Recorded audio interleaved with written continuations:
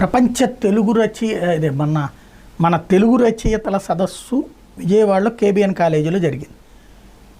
రేపు ప్రపంచ తెలుగు సదస్సు జరగబోతోంది హైదరాబాద్లో హెచ్ఐసిసిలో. చంద్రబాబు గారు దానికి అటెండ్ కాబోతున్నారు. చివరి రోజున రేవంత్ రెడ్డి హాజరు కాబోతున్నారు. ఉపన్యాసాలు బాగా ఉంటాయి. మన నాయకులు అందులో పాల్గొన్న వాళ్ళందరూ తెలుగున చచ్చిపోతుంటే బాగు చేయాలి ఇవన్నీ ఇలా మాట్లాడే వాళ్ళందరి పిల్లలు ఖచ్చితంగా ఇంగ్లీష్ మీడియంలో చదువుతున్నారు. వాళ్ళ మనవాళ్ళు మనవరాళ్ళకు కూడా తెలుగు ఎంత వచ్చో తెలియదు. అందుకనినే వాళ్ళ పిల్లలకి వాళ్ళ పిల్లల పిల్లలకి తెలుగు రావట్లేదు కాబట్టినే తెలుగు అవసరం ఇంకొంత వీళ్ళకి తెలిసొచ్చి పదే పదే అడుగుతున్నారు. అయితే దేనికైనా సరే ఉద్యోగం ఉపాధి అన్నటువంటిది ముఖ్యం.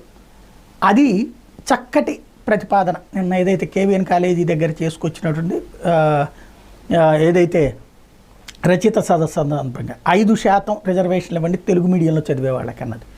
మనం ఇంగ్లీష్ మీడియాలు తీసేసి తెలుగు